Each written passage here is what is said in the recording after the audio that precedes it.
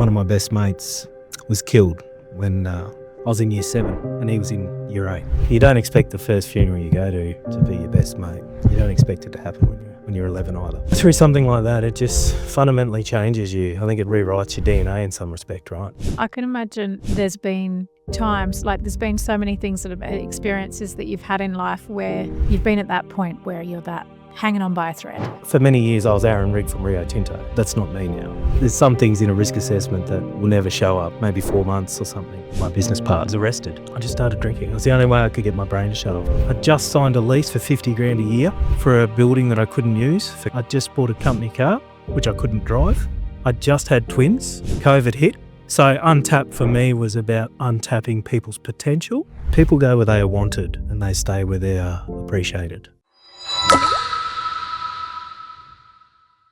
How exciting to finally have you here. This has been so you've been sponsoring the podcast now. We had a conversation at the end of last year or a reach out, like a LinkedIn kind of conversation. Yep.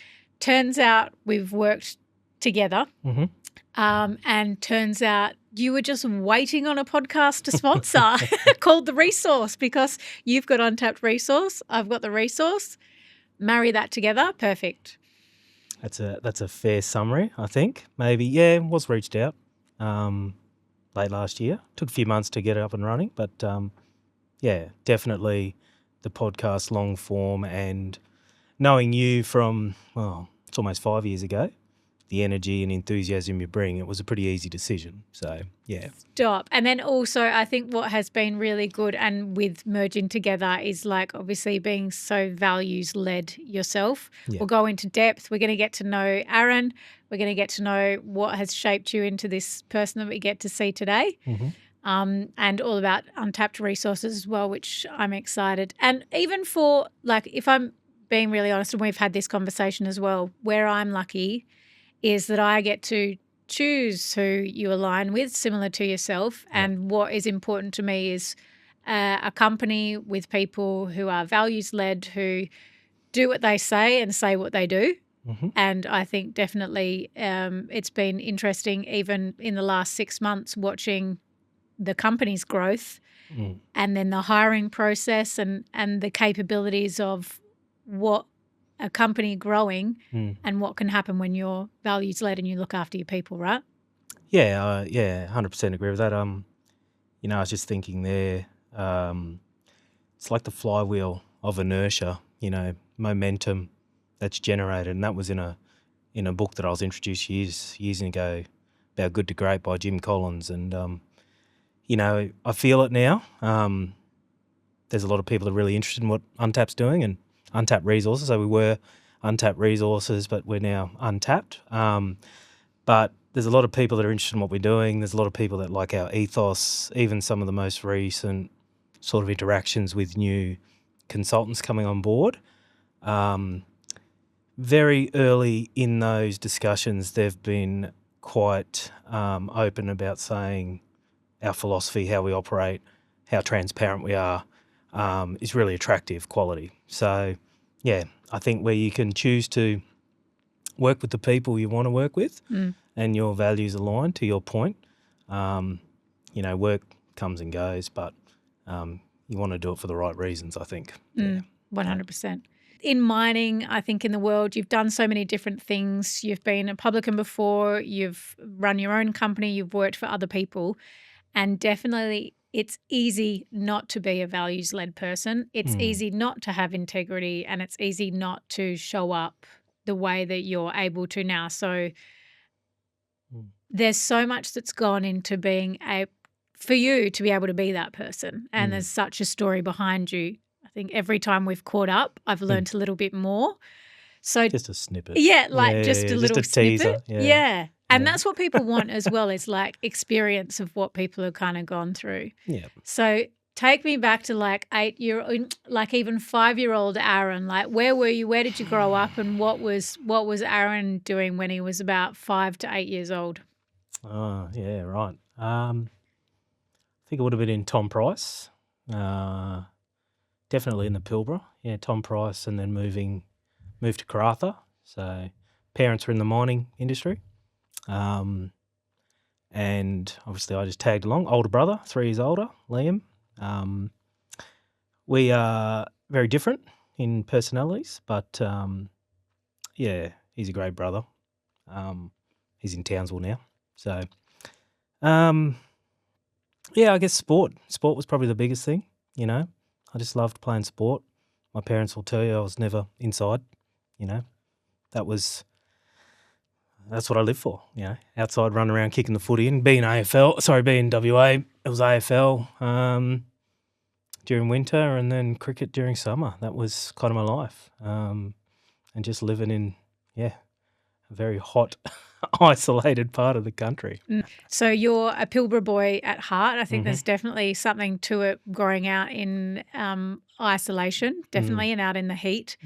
How do you reckon that shaped you growing up as in the Pilbara?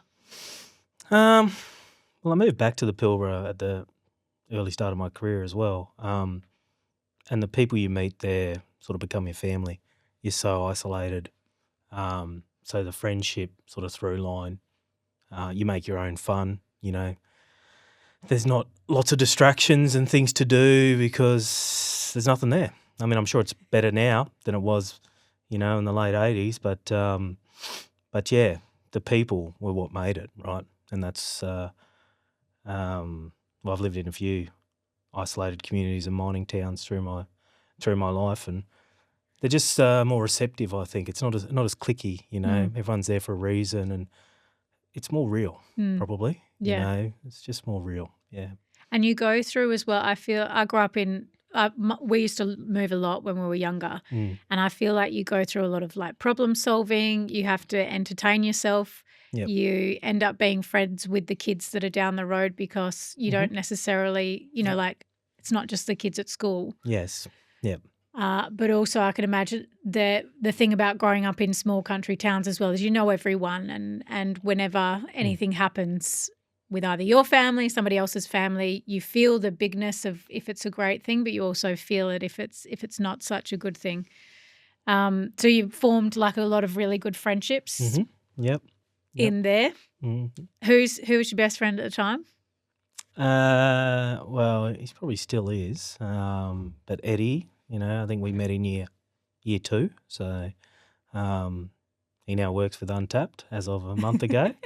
So that's pretty cool. And you know, we lost contact. This was all before Facebook days after I left WA, but we lost contact for a decade or so, and then ran into each other in Paraburdoo actually at the footy club one night, where he was working as an electrical engineer and I went there as a mechanical engineer. So, but yeah, he's been a best mate for 35 years, a bit more now. Yeah, it's very cool. Well, you must be doing something right to have a consultancy company or a company that is delivering within like the mining industry that you've both worked in, and then for him to leave that and come and work for you. Being values led, what do you reckon brought him over, got him across the line? That's a really good question. I mean, you'd be better off asking him. Well, okay, we're going to have to. But you know, I think, and I never thought I'd leave Rio. I used to work for Rio for over a decade. I never expected to leave, and both my father and my in-laws worked for Rio for a long time, so it was it's part of our life, a big part. But you know, when you break away, so much identity's sort of attached to something. You know, it was ingrained, and there's a sense of security and safety that comes with that. But then when you get exposure or have other experiences, you know, that sort of shatters that framework or what you know, you kind of go, is there more to life? And I think with the individuals, you know, that have joined Untapped in the recent months, they've been the beneficiary of, you know, lots and lots of conversations over many years, I'll be honest, around Untapped's trajectory, what we do, but also about where we are in life. We're at this, you know, I think the midlife crisis, and I don't want to say it's a crisis, but the midlife point of reflection is a really important thing. You know, I'm 42, and it's real. And I read a lot. If there's one thing I'd stress to anyone, it's develop a reading habit. But a few years ago, I read a book called 4,000 Weeks by Oliver Burkeman, and that's 80 years, which is the typical lifespan of a male, white male, Anglo-Saxon male. So I'm probably 2,200 weeks into that, and when I'm talking to my mates and we're like, well, what do you want to remember, or what do you think you'll regret later in life? So kind of a long answer, but coming back to what do I think's pushed them over, when your sense of self-worth is attached to the company you work for, it can be hard to break that connection and realise that you have your skills. For many years I was Aaron Rigg from Rio Tinto. That's not me now. I'm Aaron Rigg. In fact, I don't like titles at all now. So I think when you start to go down that path and you can detach from that, and then you think, well, hang on, if I didn't start Untapped 9 years ago now, I'd be Aaron Rigg from Rio with 20 years experience. And in 10 years, I'd be Aaron Rigg with 30 years experience. It's like I haven't really lived, So I feel that these guys that are all great people that are working with us, it makes it very fun. They're enjoying that too, right? That sort of detaching from their previous lives and what they maybe over-indexed in, and then seeing, well, what's the future hold and the potential and the opportunity to meet different people and work in different spaces. It's really energizing. Yeah. And what made you then to be like a family, right? Where you try to create that kind of family feel, because you spend a lot of time at work, and if you're not working with people that you get along with, getting along with somebody is one thing, but enjoying and growing with them alongside them is a completely different thing. But I can see that based on our conversations and, when we've been able to catch up or haven't been able to catch up, a lot of it is, hey, I'm doing this thing that's helping the team grow, or hey, we're doing this team building, or hey, we're up on site helping this kind of thing happen, which I think is quite rare to be able to hold everyone together. Where do you reckon that came from? Like, what were some of the formative things for yourself to make it so important to you for people? Like, why are you so interested in people? Well, I think about that a lot, maybe more than I should, but this might be a little bit woo-woo and spiritual, but it's all impermanent. It's temporary, right? And I was thinking about it this morning, like something breaks, your iPhone breaks or your Samsung if you're one of those crazies, but they break, you can buy another one, when people break or they die, that's it. Yeah. You get one life. Yeah. And for me, this social construct that we live in, which is the world that we all operate in, it's amazing. Like it's so amazing, the world we live in. But we're opt into that, right? By choice. Whereas I think when you're younger, well, certainly for me, I can't talk for everyone else, obviously, but when you're younger, you're conditioned without knowing you're conditioned.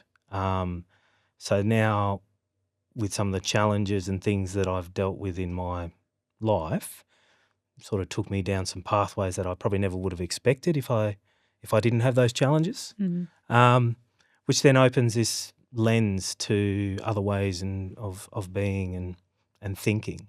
But the people element, there's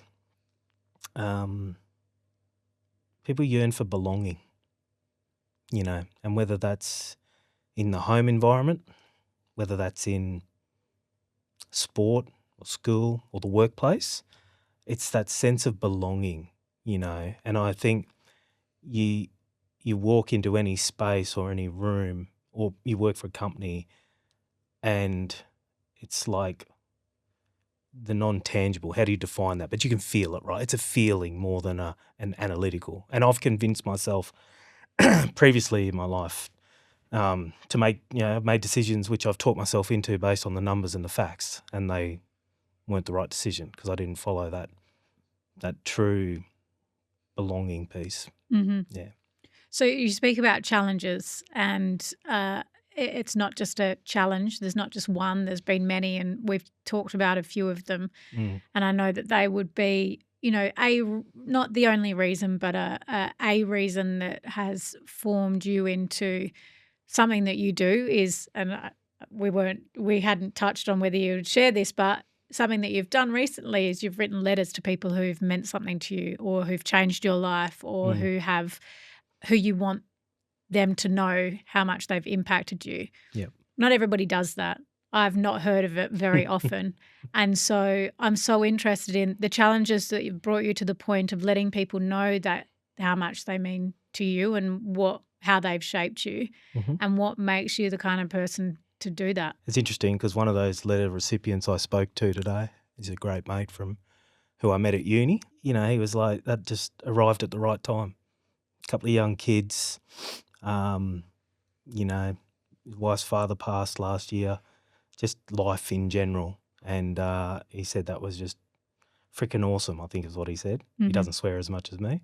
But he's also a good dude, like a real good dude, and years ahead in terms of that, I guess, spiritual thinking.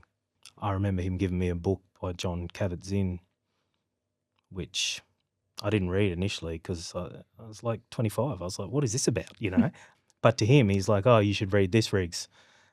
Anyway, when I was talking to him today, he's like, oh, mate, that was so good. And he said, I hope you've written some for other people. And I said, oh, yeah, there's half a dozen actually that I sent.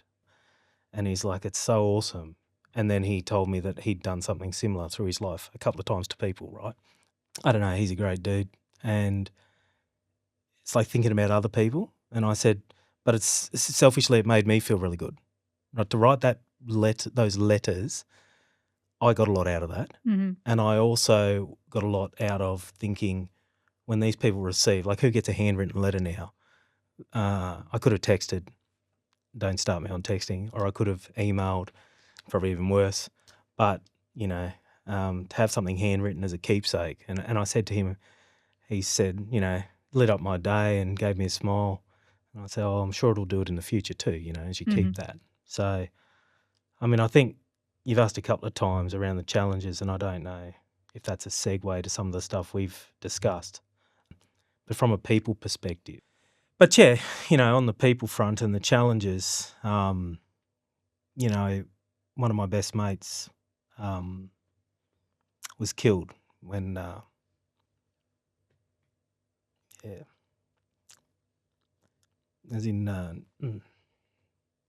was in year 7 and he was in year 8.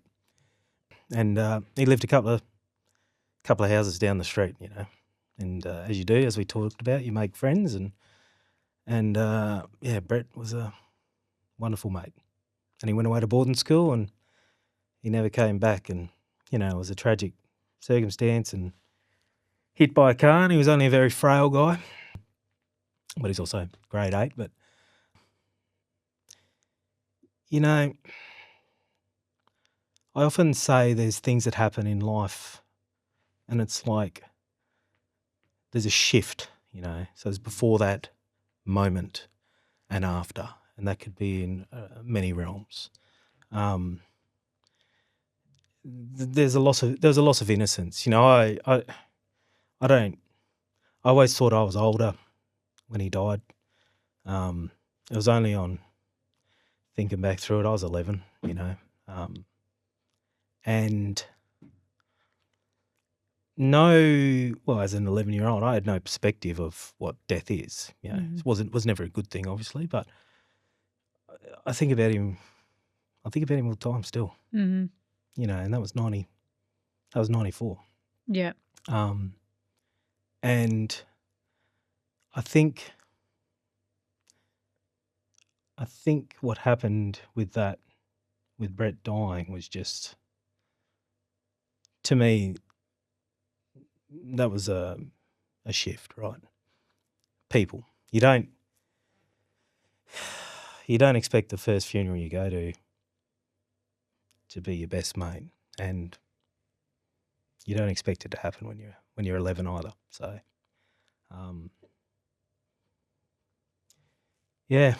it's life changing, and I guess I've got 5-year-old twin sons now, and they're just amazing. Just, yeah. And I just think like how innocent kids are. Mm. And to go through something like that, and I'm not, people have a lot of hardships. I don't want to diminish anyone else's thing, but to go through something like that, it just fundamentally changes you. I think it rewrites your DNA in some respect, right? Mm. And I was never a great student in that I didn't study. Mhm. So schooling came easy. But I just really found there was no meaning after that, right?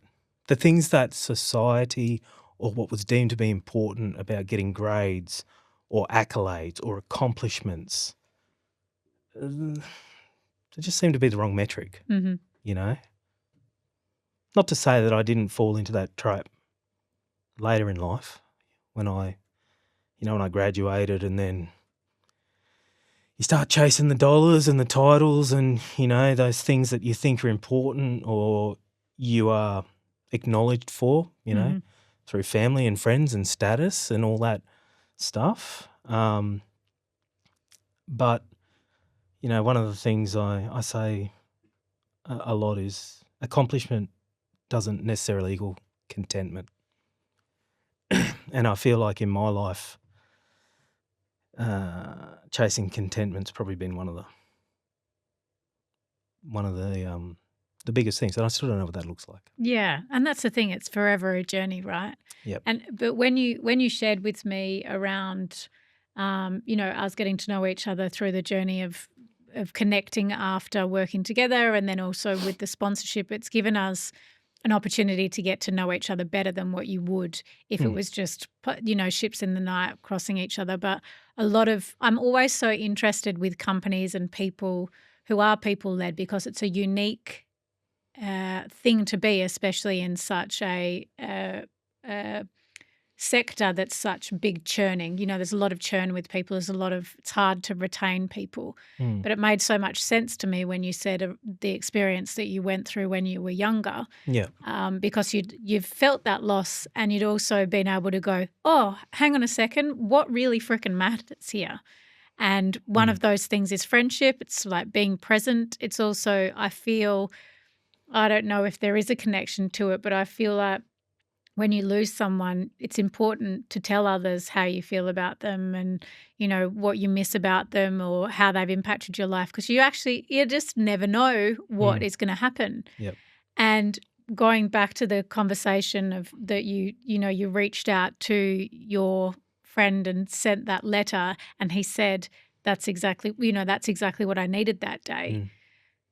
You just don't realize how much you're impacting other people's lives by sharing that. Yep. And so it made sense to me when you were sharing those things that had happened. And how do you recover from that as an 11-year-old? You don't. No, well, you don't. There's no yardstick, right? And I don't begrudge my parents or, I was supported, went to the funeral, but there was a few years there where, there was a death, and then there was relocating to the other side of the country. So, a lot of those things, that belonging or that sense of security, family or whatever, innocence, there's a fair bit of upheaval there. Yeah. But I don't, things don't happen to you, they happen for you. And that's my view. Like, that shapes how you go forward in the world, I could have grown up and stayed in Karratha and probably never left, right, and worked in the mines, but moving states and going to boarding school and the friendships that have come on the back of that and the relationships to this day, it's hard to say I wouldn't change anything, because obviously Brett dying is, if you could stop that would have been great. But the things that flowed after that with the life lessons and living a bit more. Mm-hmm. Yeah, I wouldn't change any of that. Yeah. Yeah. And so what did that look like afterwards? And I think they're the biggest lessons that you can take away from losing somebody is that you get to live now, and it's not only you get to live for yourself, but you get to live for other people who don't get to have that life. What did it look like in life after that, and how you showed up? Yeah, well, like I said, I didn't, it wasn't about buckling down and studying and chasing any of that stuff. I guess how I pivoted was I lent more into play, being around mates. I have my wife and I have these conversations a lot with our kids about to start school next year. And I'm like, they're only 5, just let them play, Mm-hmm. right? And we lose the playfulness so young, and now probably even younger. People are getting scored, graded, adjudicated from an early age. And, I don't know if that's right, and even if you sort of project that forward into the workplace, like it can be very stale and just metrics and profit and all these things. It's like we still got to have fun. So, when I moved to Mowra in central Queensland, I was only like 1,500 people or 2,000 people live there, but made good friends. Maybe the initial 12 months was probably tougher, but the light really went off when I went to boarding school. I just found that was like amazing, awesome. You're with your mates all the time, right? So you want to kick the footy, someone wants to play cricket, basketball, whatever it was. There's always, I was I don't know how many blokes were in the boarding house at the time, but, there'd have been 40 people, 60 maybe, I can't remember. Mm-hmm. But there's always someone up for something, right? Yeah. So they used to try and, they didn't enforce it, but strongly recommend maybe 2 hours of study a night. I just used to go looking for something to do. Yeah. That wasn't study. No. So, I think that for me was just about being around people. And I feel like there's a whole thing about leadership. Is it nurture or natural? How does it come? Mm-hmm. Do you develop it or learn it? But I was always comfortable amongst people, leading people to do things like let's do, the ideas. I've actually been more it's gotten easier for me to step back now. Mm-hmm. But certainly for that period from probably age 15 to 35, if something was going to be organised or something was happening, I was normally... You were that guy. I was that guy. You organised all the trips, and then you had passenger princesses. I was passenger princess. I think I always will be. So this kind of works out quite nicely. Is your wife a passenger princess, or is she organised as well? No. She'd have to be because you're on the road often, aren't you? Yeah, no. She was quite happy to be a passenger. Although in the last few years, I think having parents changes that. Mm-hmm. She's definitely more, this is what's going on now. Yeah. But I was always the driver on road trips for blokes and hiring the bus, and everyone was drinking and carrying on the bus, and it was my money and credit card on the line. I was like, lovely. But I look back now and I was like, I don't know why felt the need to do that.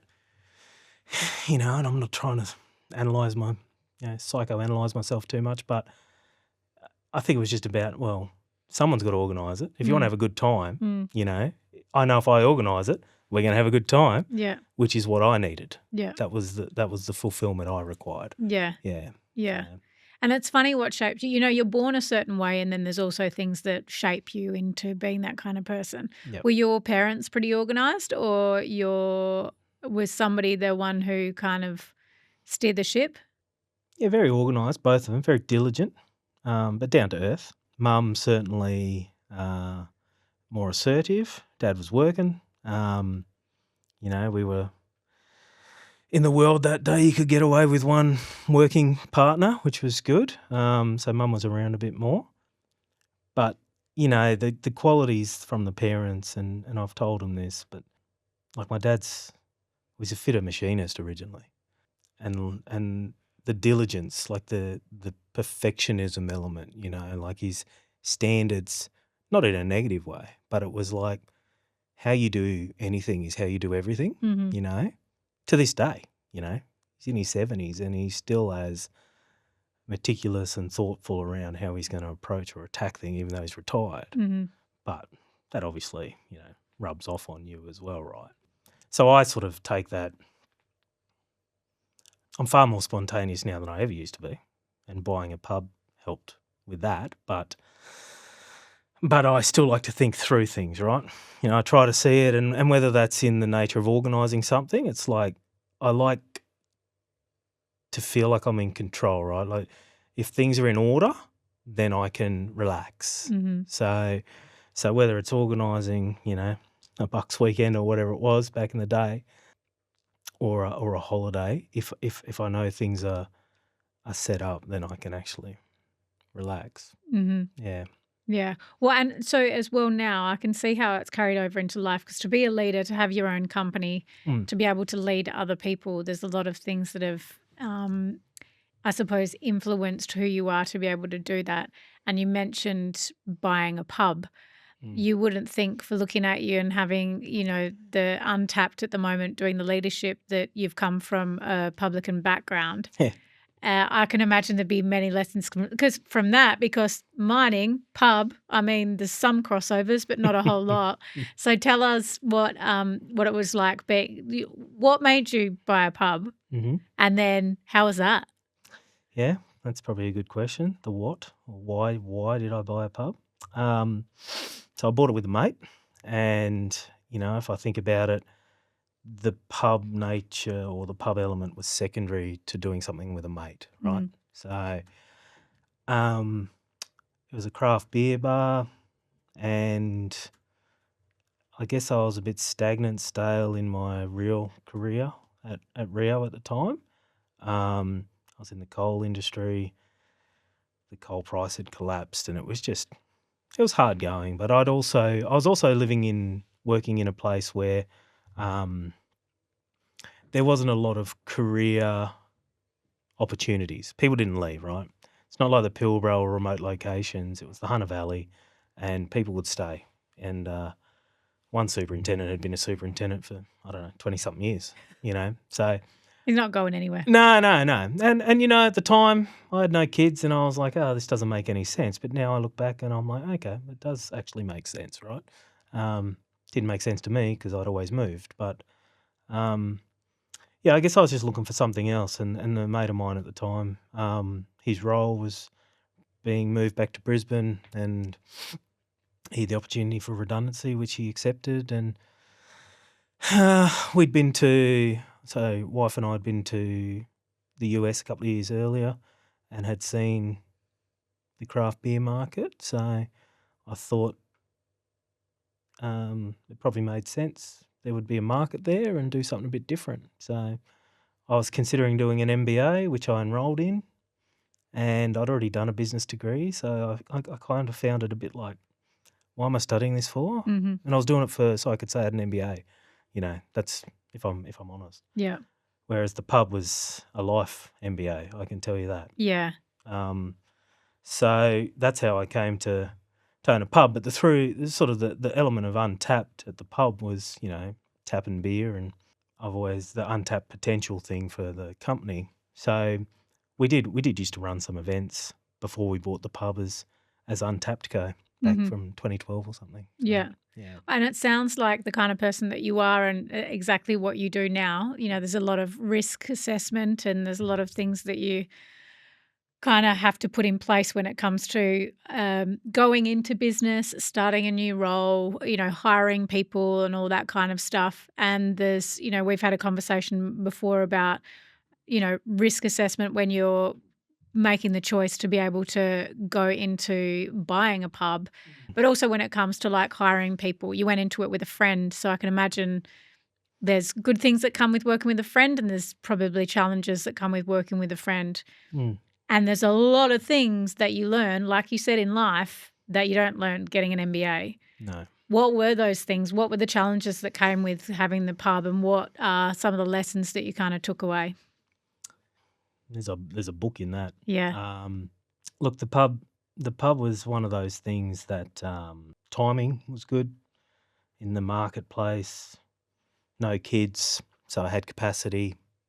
You mentioned risk assessments. There were plenty of conversations before we pulled the trigger about that place around what could go wrong. You're borrowing against your house to buy a pub, and from being mining and being fairly risk averse, right? To then go, oh well, what's the worst thing could happen here? And people who know the story know that there's something. I say it with a smile now, but back then, no chance. But there's some things in a risk assessment that will never show up, And the friend of mine at the time, really good mate of mine, I think we'd only had the pub maybe 4 months or something, and he was arrested.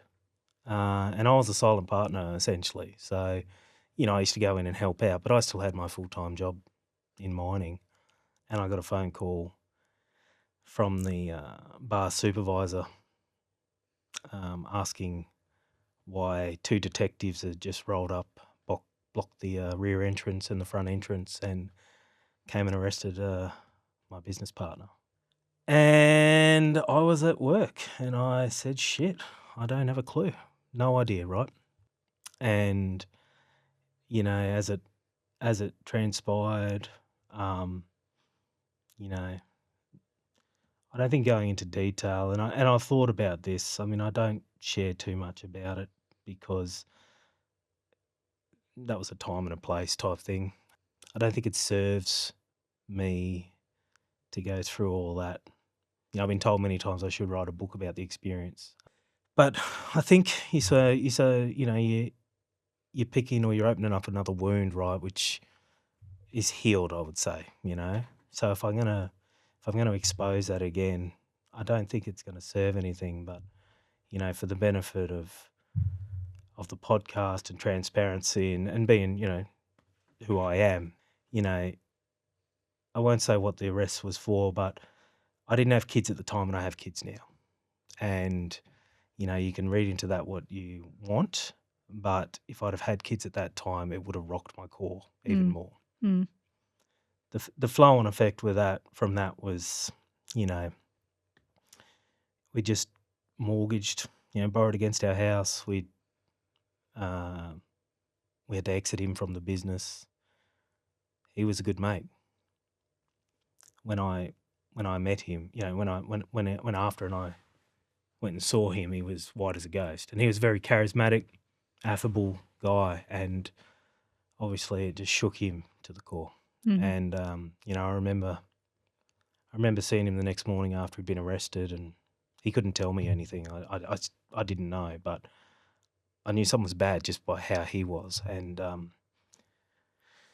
when I left him that day, I hugged him and just said, I don't know what's happened, but don't do anything, as in don't harm yourself, because whatever it was, I just felt that seeing how he was, it was severe. And I guess, putting others first, I had no idea what shitstorm was about to unfold. But, not only was it, you lose a really good mate, you've now signed up to this business that you've got another career and job full time. I'd never worked in hospitality. Mm-hmm. So I had 4 months experience, as a silent partner. The blowback from the community, although we handled it well, I engaged a crisis consultant, which I didn't even know was a thing until that happened. But some of the commentary was that because it hit the local newspaper and it just said, a local bar arrested on whatever it was, child charges. I can't think of the exact language. I don't want to misconstrue it, but some of the locals were like, "Oh, it's that weird silent partner," because I wasn't the guy that was there all the time. So their mind joined these dots that I'm the one that's been arrested, So you're navigating that. People are like, well, what's going on with this business? So they stop coming. Revenue halves. Mm-hmm. The bar supervisor stepped up. He didn't pay bills. to the tune of like 40 grand over a couple of months because he had his own stuff going on, and I didn't know enough about hospitality or business to have the checks and balances in place. So thankfully a supplier rang, said we owed him 10 grand, and I went, fuck. It says we only owe 3 grand. What's going on? That 3 grand became 40 something.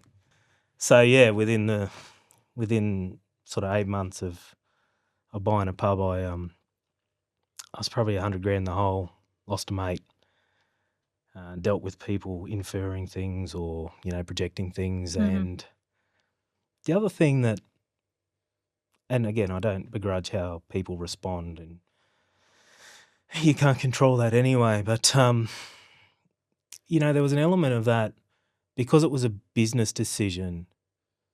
It was kind of like, you're on your own, stiff shit, Like if I'd have gotten sick or something had have happened, like a physical injury or something, I think there would have been more support and people would have been more understanding.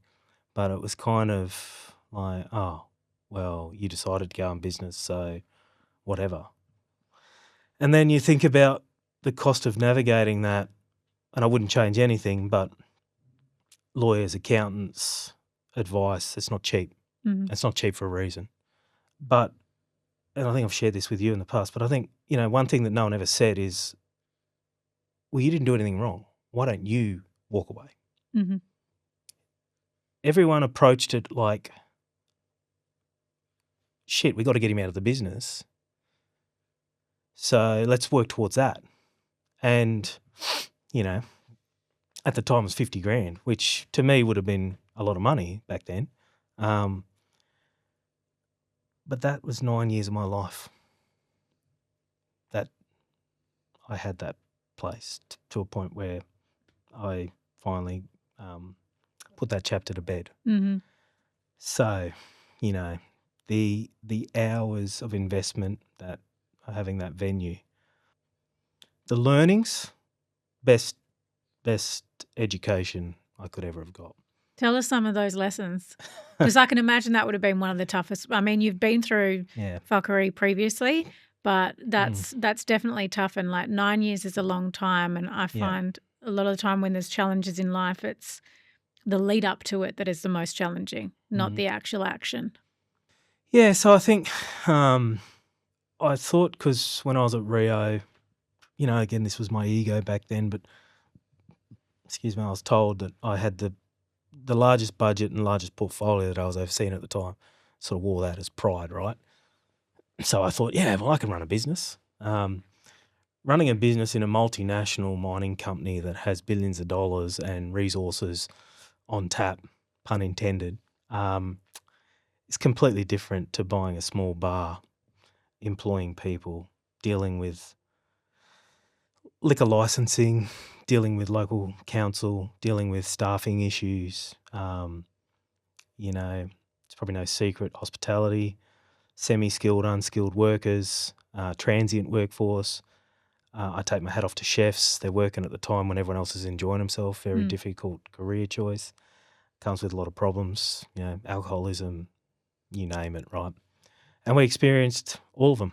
If we got 8 months out of a chef, we were pretty happy, So the lessons from that was kind of like, well, no one's coming to save you for a start. I think it's funny being a consultant now, but prior to that, I probably thought consultants was a bit of a dirty word. But like I said, I had a crisis consultant and she was wonderful. Just for centering me, I thought the world had collapsed, and she just listened to my story and said, yeah, okay, we can handle this. And I was just like, what? My world's falling apart. But then, talking to banks, refinancing, and then the operational element. So, I had to do the marketing, do the rostering, ordering beer, paying suppliers. When we hadn't paid those bills to the tune of $40,000, I called everyone that we owed and I said, this is who I am. It's my number. This is me. And it also showed me the generous side of human nature, because they were all like, oh, that's great. You just pay it when you can. We just hadn't heard, you know. Yeah. They were all forgiving and there was no pressure to pay. Mm-hmm.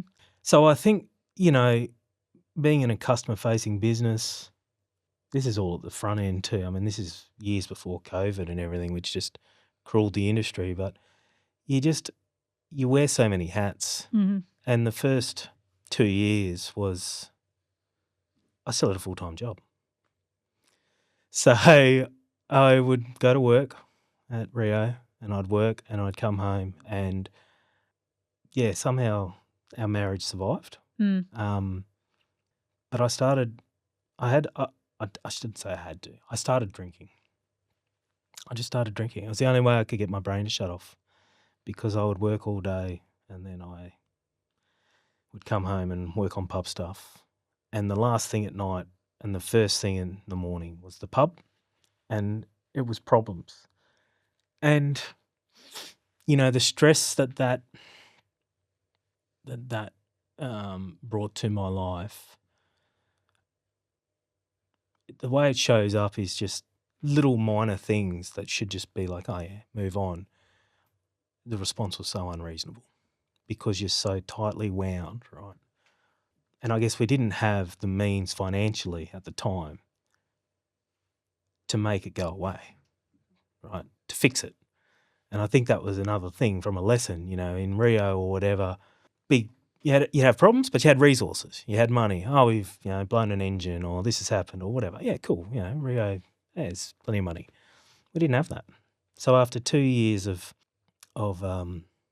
essentially going backwards, so I'd work and put my monthly paycheck into the pub. And I was drinking a bottle of red wine or sometimes 2 a night. Yeah, it took its toll. It really took its toll. And I got some great advice. I believe it's great advice. At the time, I went and saw a psychologist and she was wonderful. And I told her about this drinking, how I was worried.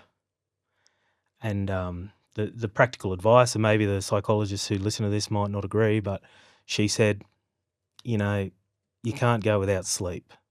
So if it helps you get at least some sleep, then, you know, it's probably the lesser of two evils. Mm-hmm. If you're still drinking like this in 6 months or 12 months, then you really need to start questioning and look at what you do. And I felt that was really reassuring. Like I didn't go in there and get dressed down because now you're drinking yourself to sleep every night. I felt like almost like someone had given me a cuddle and said, you know, having heard, you know, from contextual perspective, You're all good. You're all good, right? No judgment. That's right. Just validating. That's right. And, you know, it was the bit that really hurts, and my wife and I were talking about it, but after over a decade with Rio and everything that I'd given that company, and I got a lot of in return, don't get me wrong, but I did ask for leave without pay and they rejected it.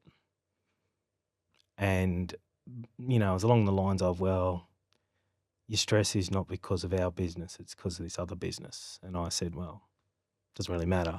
I'm not saying it is, but I'm also asking you not to pay me for 12 months so I can sort it out. And they said I was too important to have out of the business for 12 months. And I said, well, if you don't give me leave without pay, I'm out forever. I'm leaving anyway.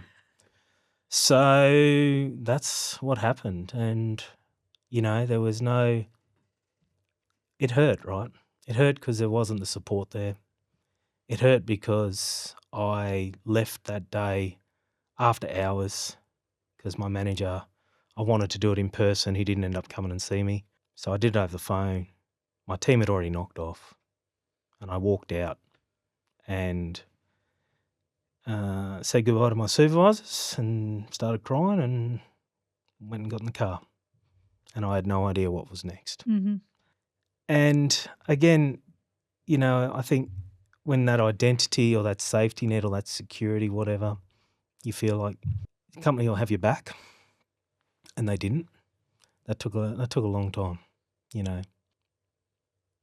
But I guess, you know, drawing positives, and I've always been optimistic. It's like, well, okay, it's not a business. It's a few select individuals that make a decision. Mm-hmm. And, you know, on the flip side of that now, how can I show up and operate untapped and work with the people we do, learning from those decisions and situations.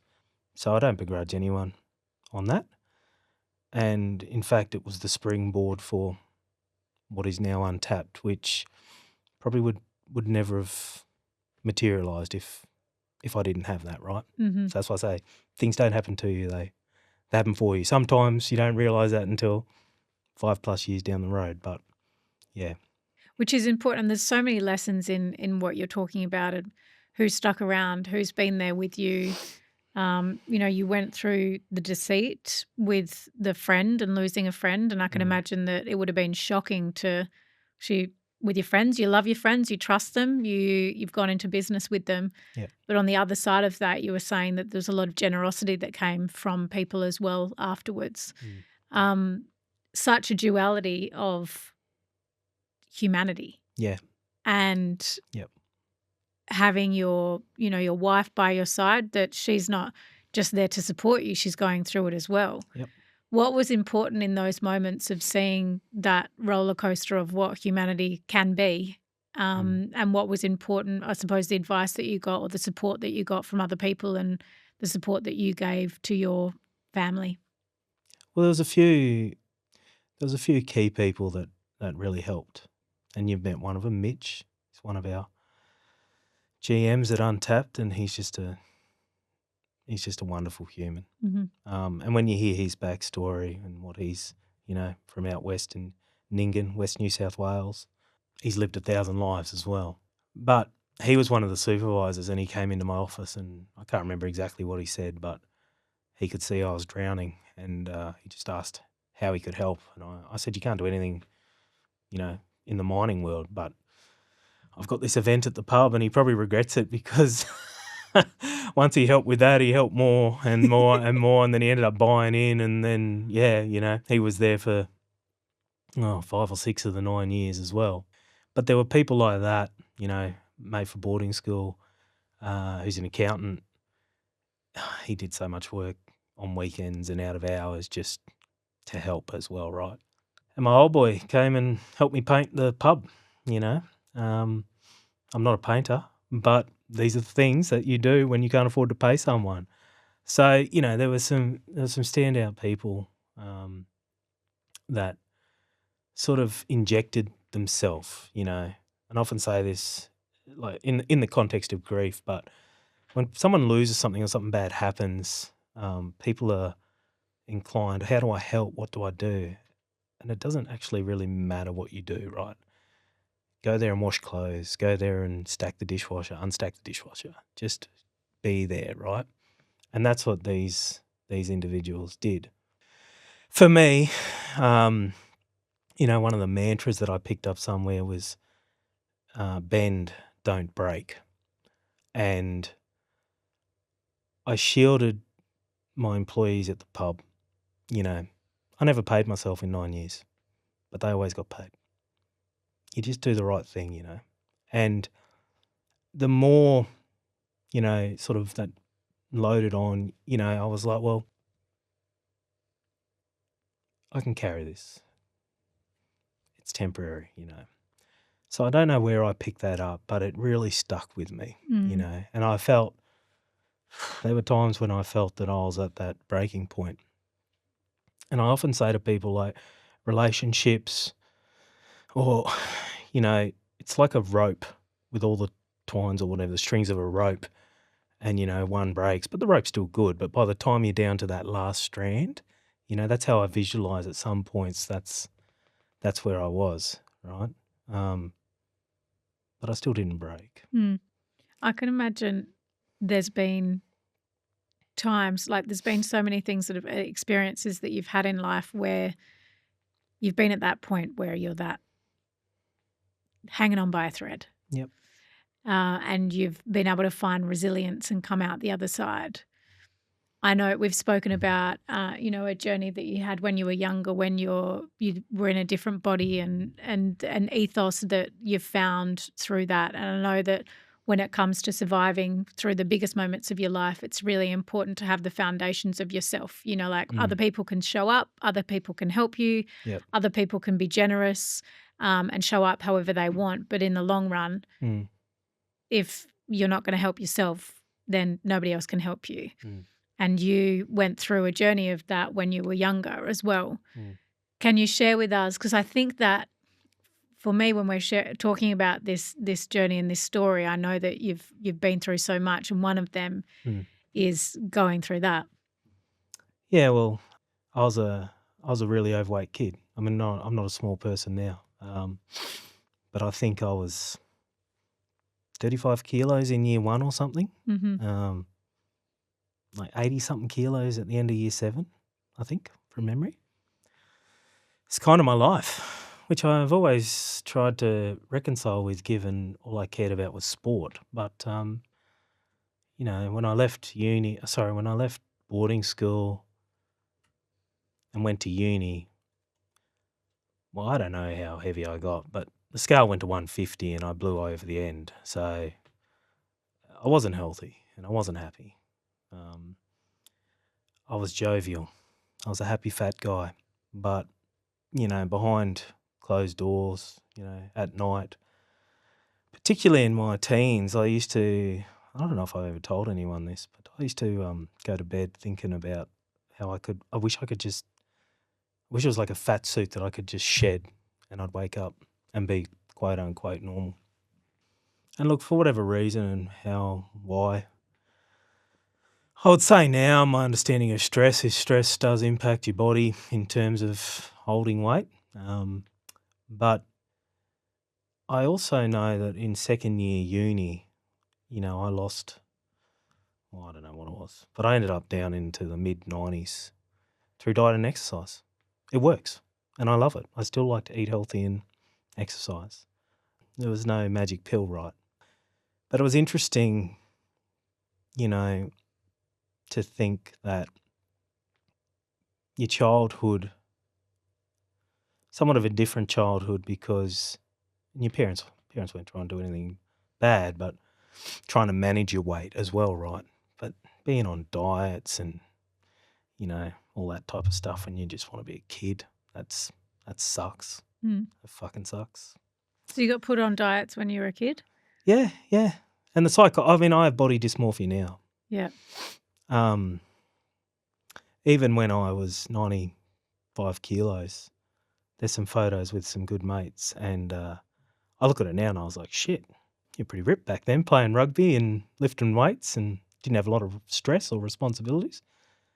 But I distinctly remember at the time I didn't feel like it.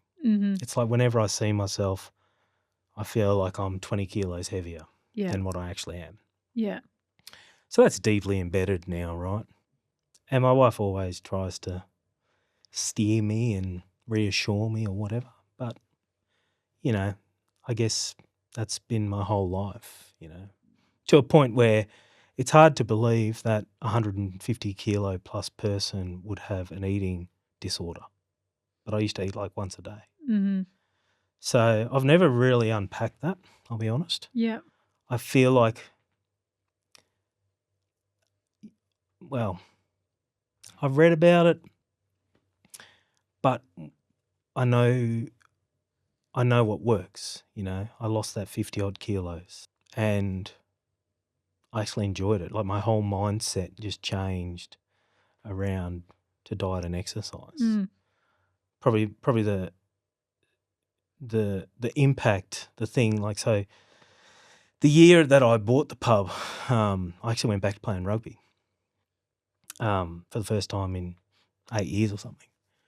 And before the arrest and everything happened, it was just awesome, you know, playing rugby and fit again.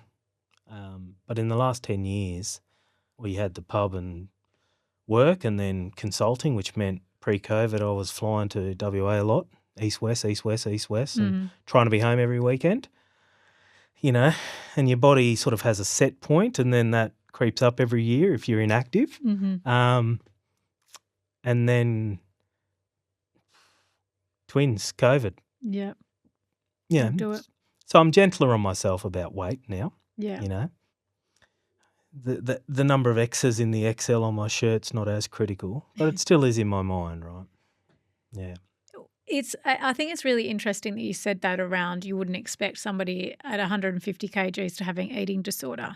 I think the more work that I've done, having been a PT and worked in the fitness industry, that it's a huge common misconception that actually people make an assumption of who someone is, how they feel about themselves based on what their body looks like. Mm-hmm.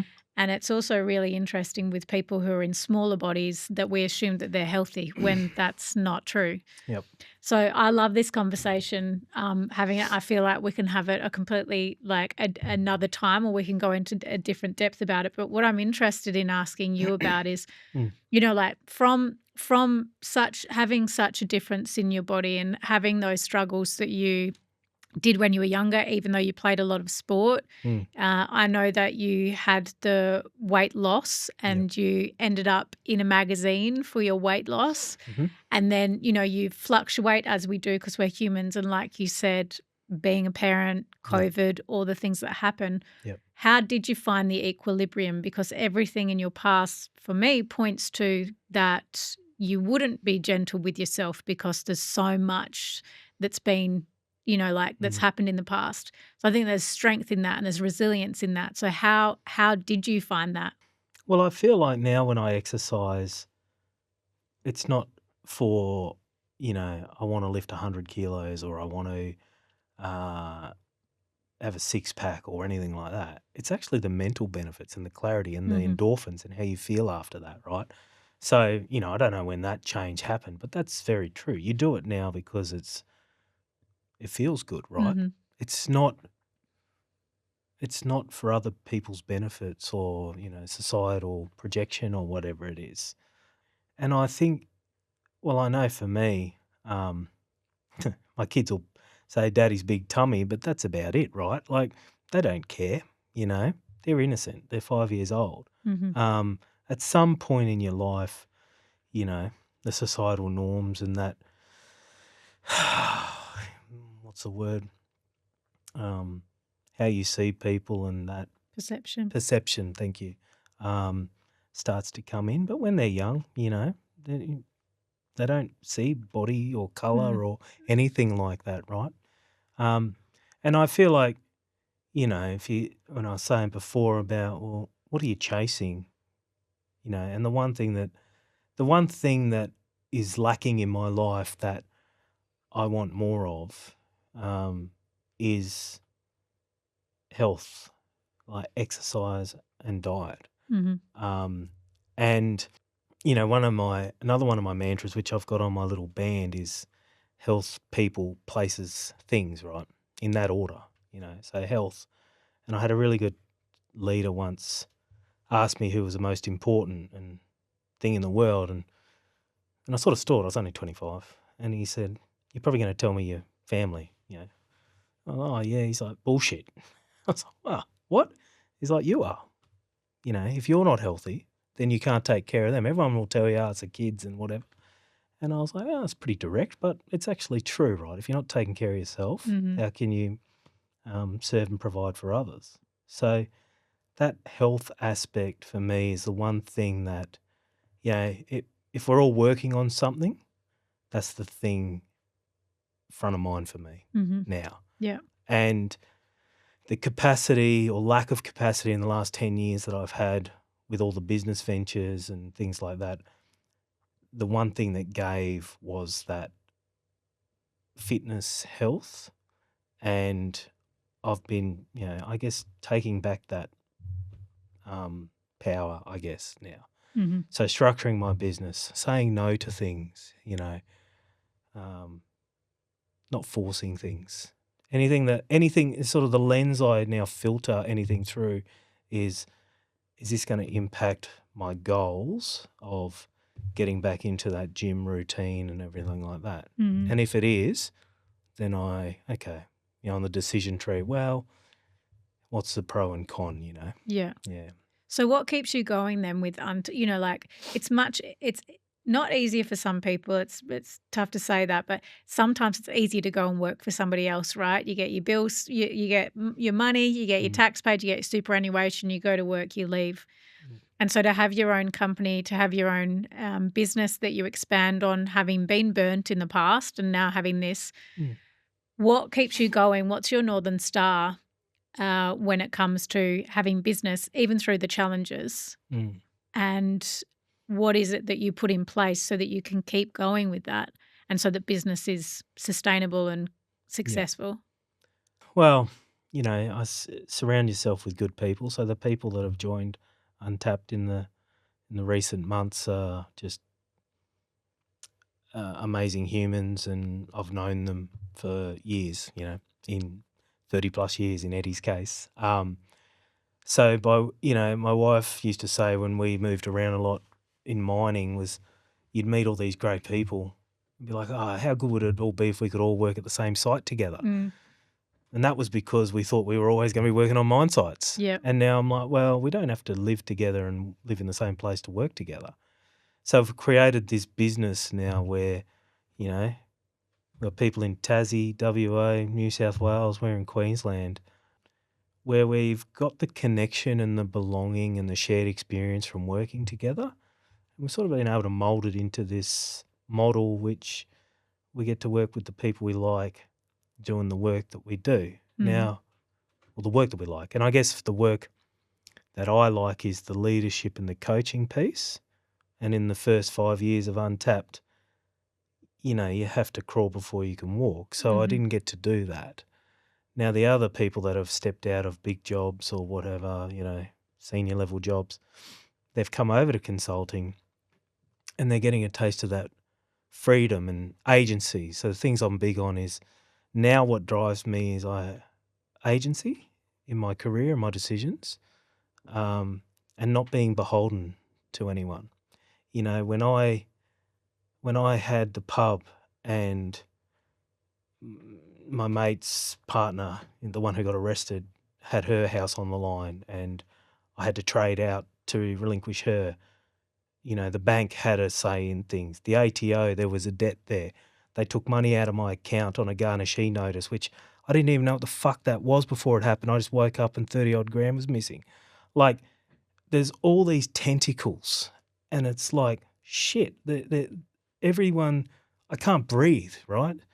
And now it's like, COVID was just, incredible experience to go through. But on the back of it, even in today's world, there's companies pushing to bring people back to office and that, to me that speaks of a low trust environment. And I'm like, well, actually, we're the other way. We live where we want to live and we work around that, right? As opposed to forcing people. Untapped doesn't go and say, oh, you've got to live in the Sunshine Coast if you want to work for us. Not at all. You live where you do the best you, right? So I think for me, that's the bit around Untapped now is to go back and have someone, an organisation with its constraints and policies and procedures and telling you what you can or can't do, right? It's like even investors, shareholders. I don't have that, right? And that's probably, for me, at this point, super important. After being so constricted for so long, just to not have that, it's very liberating, right? And I think when people chase and they talk about, oh, I want to win lotto and I wish I had all this money and all that, it's not the zeros in the bank account that people want. It's the lifestyle that comes with being free and have an agency over your choices. It's time wealth. That's what the money allows you to have, right? Now, I don't have millions of dollars, far from it, but I have a business that pays the bills in a way that I can choose to live where we want to live, and I can choose who we work with, and we can choose the work we do. And that is very, what's the word? Yeah, fulfilling. Yeah, but fulfilling. But it's also just like, for all those years, I just felt like my head was being squashed, So now it's like, expanding. I don't have that. I don't think about it at the end of the night or the first thing in the morning, right? It doesn't rule my life. You've spoken so much about having different businesses, working for other people, the challenges that come with all of that, the challenges that come with being a parent and going through having to forge your own path and be your own person.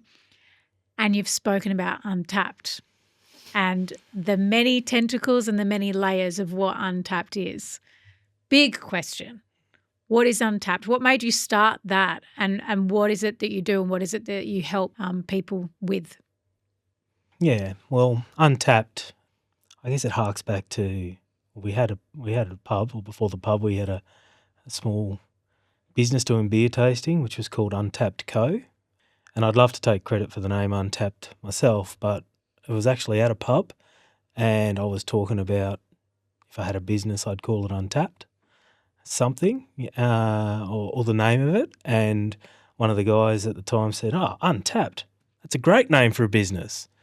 And we sort of riffed on it for a bit amongst the group, and it was like, I don't think there's anything better than that. So that would have been like 2013, 2014. Look, at that time I was still working for Rio, so I wouldn't have seen that as the natural progression. It's like when you look back, all the dots line up. It's always great in hindsight, but that sort of planted the seed. And then it was, well, as the business came about, firstly the pub through line there with taps and untapped and beer, and then untapped potential. So I came into leadership roles pretty early in my career, and I had a great mentor and leader when I was not far out of the graduate program, who I was never a big reader. Like, I actually hated reading books.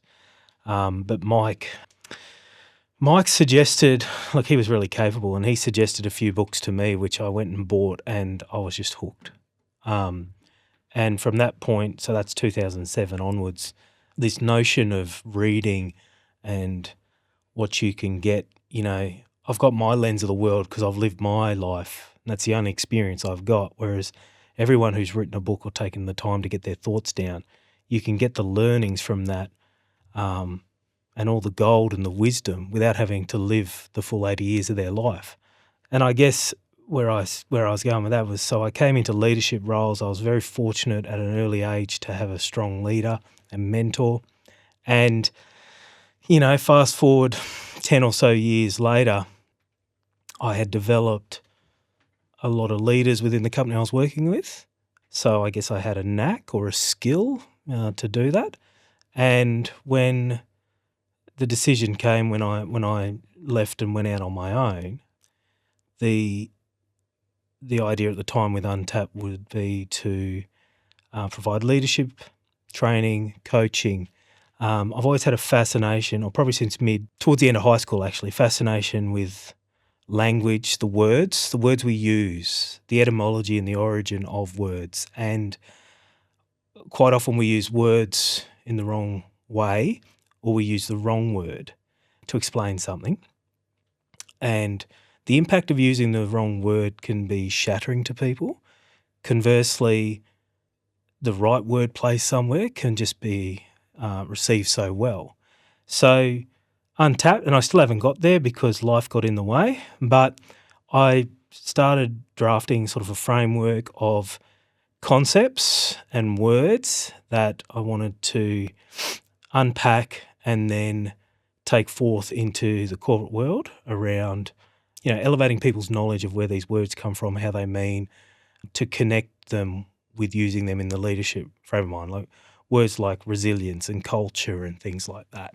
So Untapped for me was about untapping people's potential. Sadly, in 2014, I dilly-dallied and didn't buy the web domain when it was available, but I bought it 10 years later at a huge premium. But that was, so in the last 6 months, we've rebranded. We were Untapped Resources, which was just the single arm, which, working in organisations, solving problems, I guess, varied problems, typically asset-heavy industries, a few small, medium businesses. But then with the maturing of Untapped, bringing other people in with their skill sets and backgrounds, and also what our clients were requesting, the coaching arm and the advisory arm then sort of fell out organically. Now, I'll be honest, I did sit on them for probably a year before we released that to the market. And, this talks to the mental state of running a business and the loneliness and isolation where, you can be seduced by growth or doing more. We'd had the website rebranded. It was just sitting there ready to go. But I didn't pull the trigger on it for 9 months because I was cooked, like mentally fatigued. And the last thing I wanted to do was put something into the market, being the coaching and advisory services, and have clients reach out wanting to work with us and either say no, because that's a turn off, or probably worse, do the work but do it half-assed. Yeah. So I sat on it for a long time and things just seemed to, I tried to take a few months off at the end of last year, which gave me a bit more bandwidth mentally.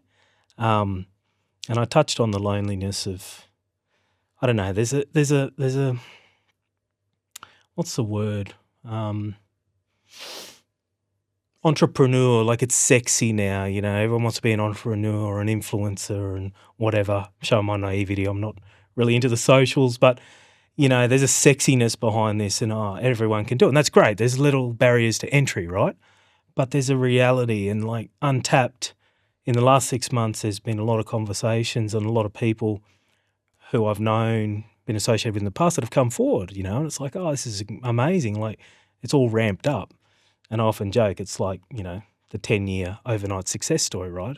There's no such thing as overnight success. And if you look back and you join those dots, like I said, this was always going to happen. Mm-hmm. But that is not the case, right? And I only had this conversation with some of our new senior management the other day. It was like, 5 years ago, I'm not going to bullshit you and tell you that we were going to be where we are today. I had no idea, I mean, in truth, in 2020, I just had twins. COVID hit. I just signed a lease for $50,000 a year for a building that I couldn't use for COVID. I just bought a company car, which I couldn't drive. And the client I was working with, because of COVID, came and knocked 30% off our rate. And I think I mentioned I had the twins. So, it was like, this is easy. But it's not. You had all these headwinds and I ended up actually taking a job back. I didn't close Untapped, but I actually took a job back client side, which is where I met you. And I knew the very first day I got on that plane, before I even got on that fucking plane, I knew I'd made the wrong decision. And I mean, I think I lasted a couple of months in that role. Not even long enough to have not fully billed for the work I'd done previously with Untapped. And I treated it like a consultancy. I said, oh, shit, these are the things that need to be done. This isn't the right fit for me anymore. I'm going to finish these things and go back to Untapped. And I guess, I'm not ashamed to say that, right? Because your life experience and your decisions are informed by the information you have at the time. And until the twins were born, I didn't know what parenthood was going to be. Mm-hmm. So you got the uncertainties around kids, you got the uncertainties around COVID.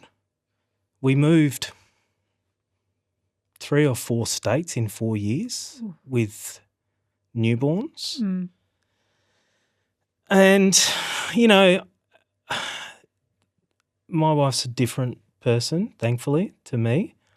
And she had more anxiety about things and I was just kind of like, we'll push through, we'll make it happen, right? And I'm glad now because where we live and what we've managed to do. But it's all those things like moving to Queensland, signing a lease and then 3 weeks later COVID hitting and doing $50,000 in a year, right? Like it's just all those little, well, they're not that little at the time, all those things that happen. Resilience is a word that gets bandied around a lot now. It's lost some of its edge, but I think those experiences then shape you and the resilience that comes from that. So I wouldn't say I'm bulletproof. I just know that there's things outside your control and I'm okay with that now. Yeah.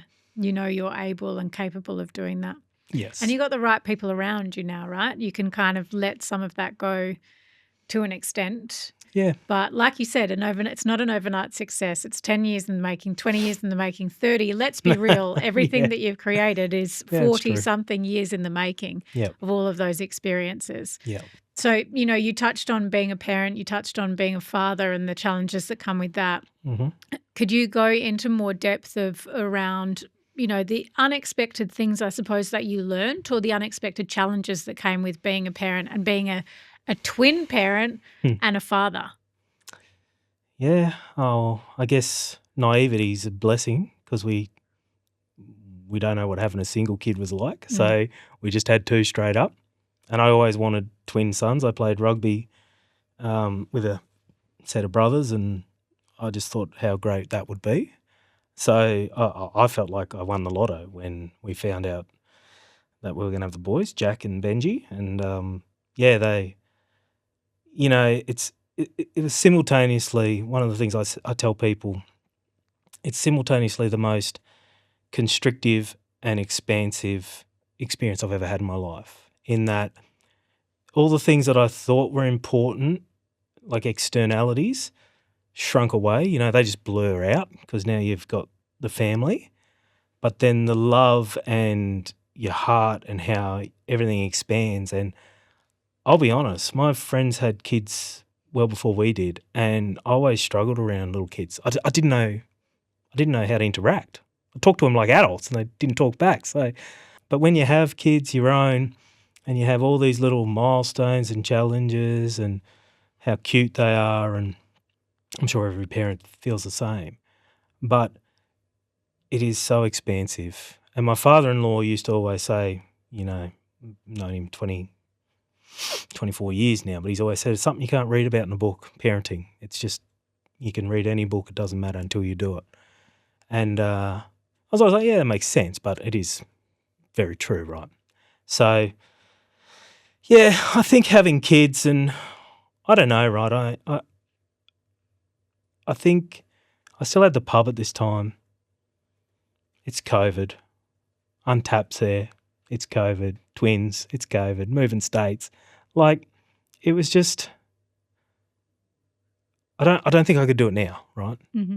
But at that time, I was conditioned to it, or I didn't have the perspective or whatever. Yeah, it was challenging. It was super challenging.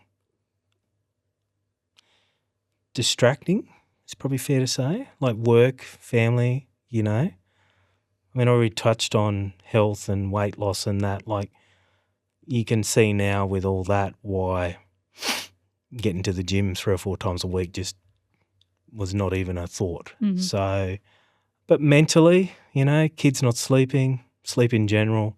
Anyone who knows me would say how much I love sleeping, even though I'm pretty poor at it. But the mental load of showing up, or maybe it's bravado, false bravado, I don't know. But you've got to push through, right?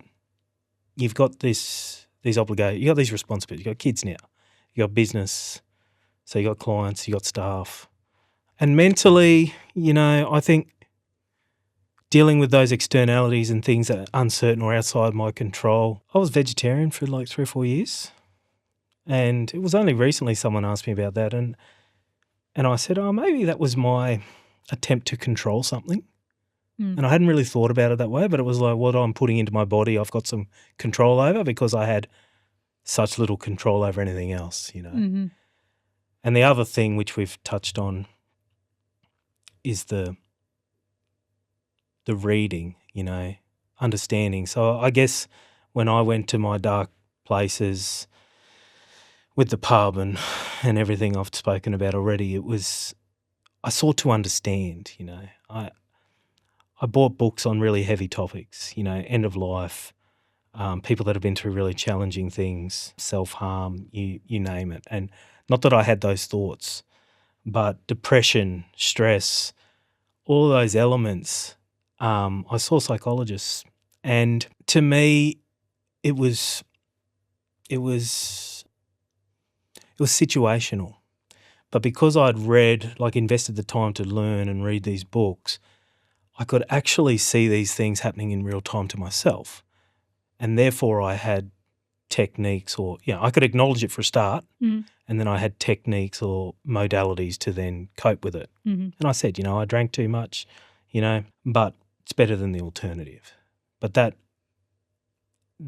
when I go back to Mike and inspiring that reading habit, that was the opportunity I had when I was consulting for 3 years and flying all over the country.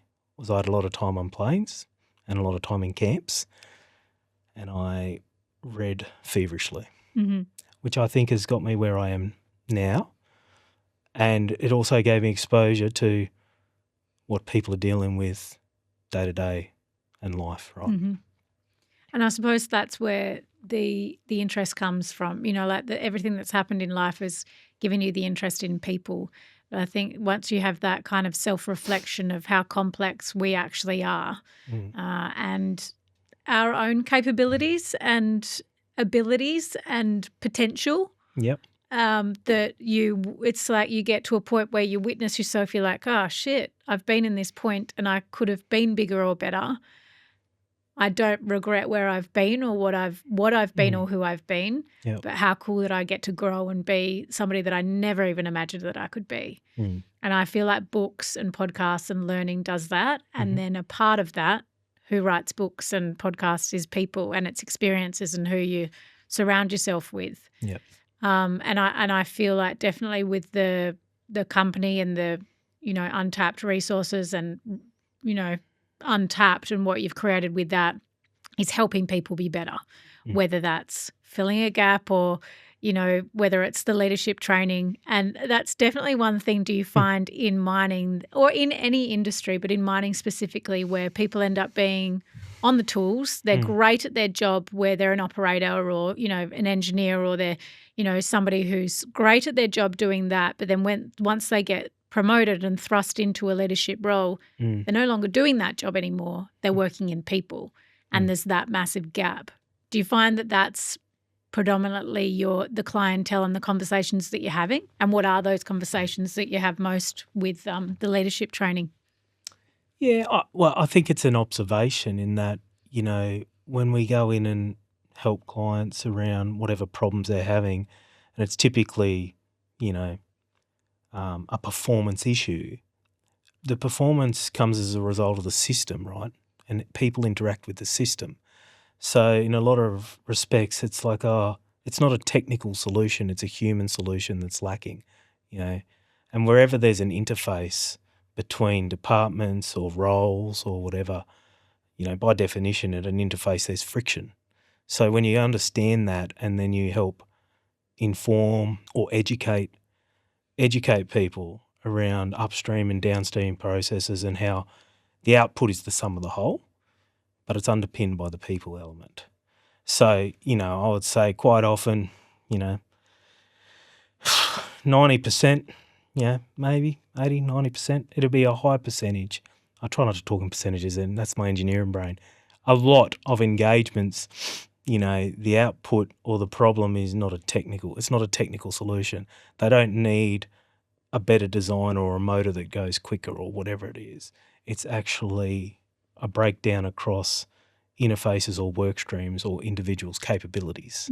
And to your point around people that, promotion, look, I can't speak for, we touch a few organisations, but I was fortunate when I was early in my career that there was a frontline leadership program, and it was a very in-depth program of work. It was quite studious, actually, a lot involved. From what I can see now, it's been reduced and it's more of a sheep dip. So people aren't getting the same depth of training and knowledge. So, we're not a training provider, Untapped. Coaching is different to training. People say, oh, you're training, no. Coaching, in my mind is, and the sport analogy, but all these sports people have coaches and they're with them and they're tailoring it based on the individual, right? And that is the work that we do in Untapped, where, you know, everyone is treated as an individual, and what coaching they're going to need depends on their own experiences and that. Whereas I think earlier in my career, it was kind of like, here's a cookie cutter presentation, I'm going to go and speak at you and then walk away and feel like I've done a great job. Mm. And I did do that early in consulting as well. And I remember seeing how that didn't land. Like the faces of the people that were sitting there, I'm like, oh, I thought I killed this. No, I didn't. You know, it didn't land. Whereas now, take the time to know the individual, build that rapport, understand what they're after, and then tailor it to that. Yeah. And so Untapped didn't necessarily start as that. Like, I know you had the consultancy, but there's a part of it where, and you were talking about the systems and everything that you kind of provide, and then it ends up being people. What did it start as? I asked that question because we were having the conversation before about, you know, what is Untapped Resources? We asked that question, and what is Untapped and what capabilities does it have? And it's hard to describe it because for me, from my understanding and from what I'm seeing and from being in the industry, it's like when you're somebody who is solutions-based and you're a logical thinker, you are somebody who does work and you see how those things can be done better. And you can see the gaps and you can see the holes that need to be plugged up, and how you can save people money. You can save people from having so much retention and turnover. And I feel like that's what Untapped has done. And then in the end, it ends up being people. And that's what you end up working with, and that's what you've ended up helping people with. But what I see most often, and where I've brought up Untapped previously, is you go up on site and you'll see a digger sitting there, and then you'll see it sitting there the next day, and you'll see it sitting there the next day, or you'll see it in the workshop and it's sitting there. I know that costs upwards of billions of dollars with those kind of things that end up happening. You must have seen things like that, and you can see where those holes can be kind of patched up. How did you feel being up on site, seeing those kind of things, and then where you felt like you could help with those? It's an interesting question. I guess, you know, you're right, those situations or whatever, I mean, that's an asset, right? And the output that you're getting being profitable business, you know, you need your assets performing, you need utilisation of said assets. Seeing things, unnecessary downtime or poor performance against whatever the benchmark or targets is, that's common. That's what we get asked to help with all the time. The thing I've noticed, you know, when I talk about systems and people, is you can have the same equipment performing at, let's say, 95%, and then you have a change in leadership, and then 6 months later that equipment's performing at 85%, right? It's the same machinery, you know, it's the same company, and they should be having the same practices and processes. But it's the discipline around that, and it's the leadership and the systems. So I think maybe it's a Deming wrote something about the system is perfectly designed to deliver the output, something like that. I butchered it, but you get exactly what you expect from the system. So there was a really great book written, might have been the 2000s, studied organisations, and it's called Systems Leadership, and it speaks to how people and the systems interact with the assets in organisations to deliver whatever outcome you want, right? And there's a really key piece, you know, I always drag it back to the people, but from a leadership perspective, there's a key piece in there about what do people want, being, you know, employees, or what should they be able to answer? And there's three things. It's what is my role, how am I going, and where am I heading?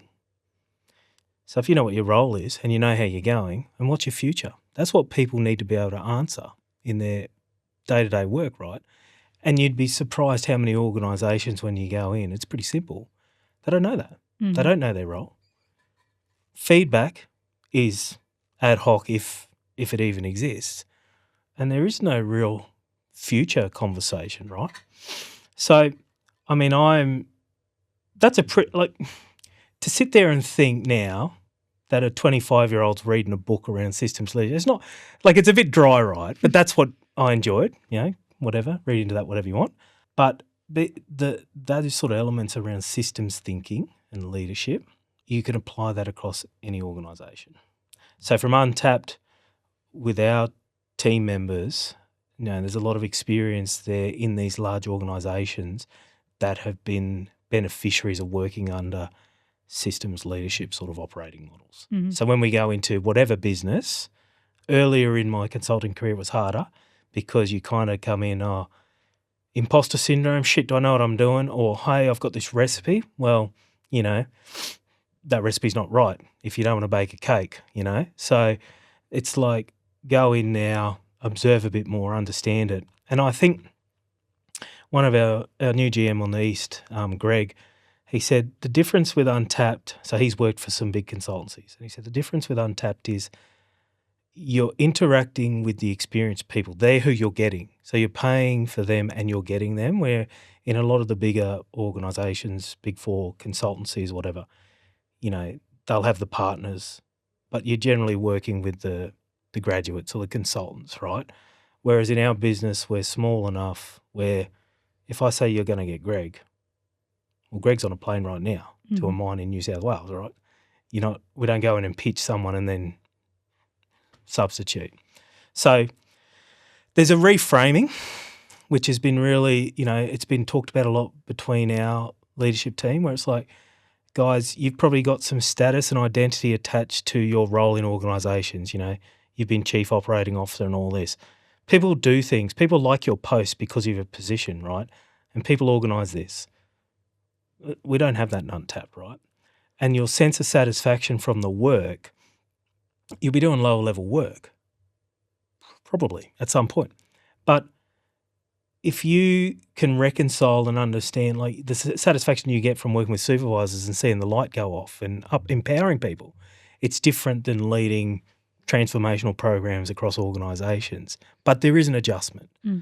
But if you know that and having been through that, and Aaron Carter, who is a great advisor of mine and started his consulting era business a couple of years before me, he's been through that. And then I was able to learn from him, asking him questions, and then now I can pass that on, Mm-hmm.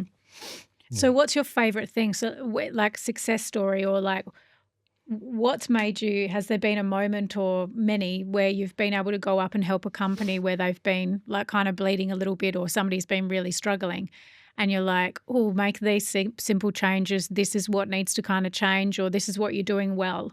Do you remember a point where you've gone home to your partner or your wife, you've gone home to the guys and, the people that you work with, and you've gone, yeah, we helped there. Like I can see a clear pivotal point in that company where we've impacted them and we've helped.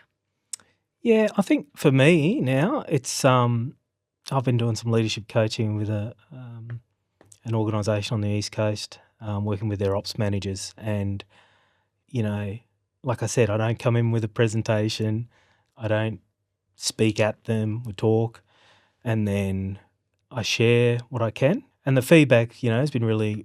Well, it's been great. We've all got an ego. It's been great for them to say, you got this wealth of knowledge. Like you haven't prepared anything yet. We've been able to talk and work together for the couple of days.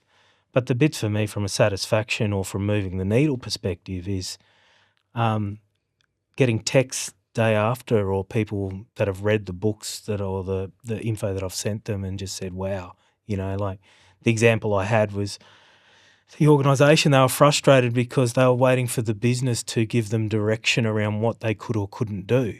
And I said, well, the way I see it, you're in a big business, but you've got local level authority. How good's that? Like, what can you do now? Why don't you do it? And they hadn't been looking at it. They were looking for someone else to tell them. And then straight away, that was part of the text, is like, this is great. I've already made these. And I was like, good. But I think as I shared with you the other day, and I've shared with their leader who's engaged us, I said the challenge you've got is if you're investing in people, which is unbelievable. They're investing in their people with coaching. So hats off to them, so progressive.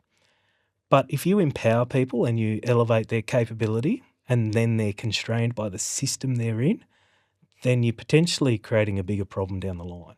Because all of a sudden these people can see, what they want, and they want to do things that make change. Yeah. And then the business goes, no, boxes you back in. Yeah. Now, I don't think we sort of go 70-30, right? So 70% of the coaching is for the individual. Mm-hmm. The 30% is business objectives related. So when they say, oh, well, Becky, this is what we want, want her to focus on, da-da-da-da, and this is her role. Okay, so what are the key things in your role that we need to elevate? That's 30%. And then what's those personal or, leadership elements, attributes that we work on as an individual level? And with that comes trust, confidentiality. It's very much like, well, you tell me what you want to tell me, right? Like it's not cookie cutter. And I said, but I'll also be talking, reporting this back through the senior organisation. So if there's anything you don't want shared, that's fine. And then people open up. Mm-hmm.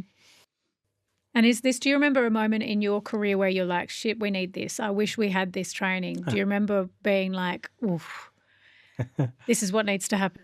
So there's a lovely lady, Trish Williams. She's Perth-based.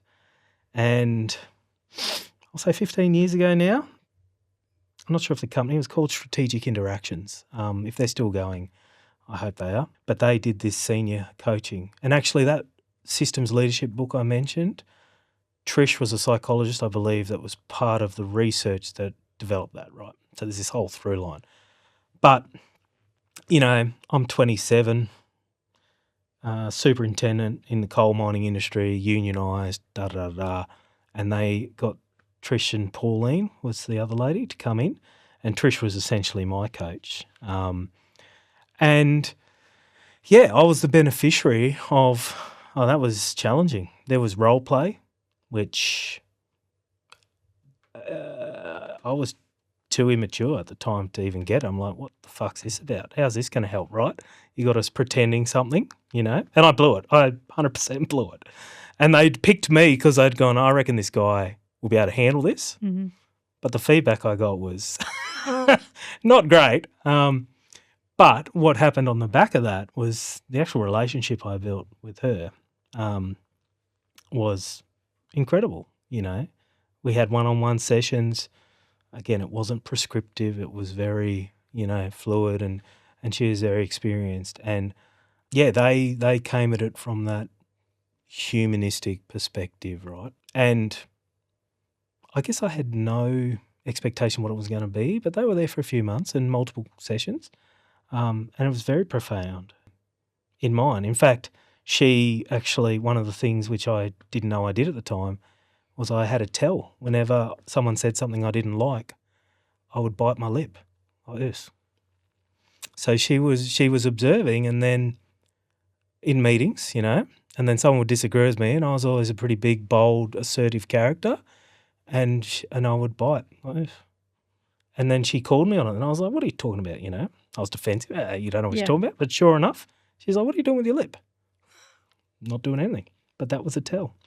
And that was, I'm listening to you, but I'm not actually listening. Or, yeah, thanks for your point of view, but I've already disregarded it, right? Because it's not in alignment with mine. Mm-hmm. So, yeah, I was very lucky to go through that training. We all were, actually.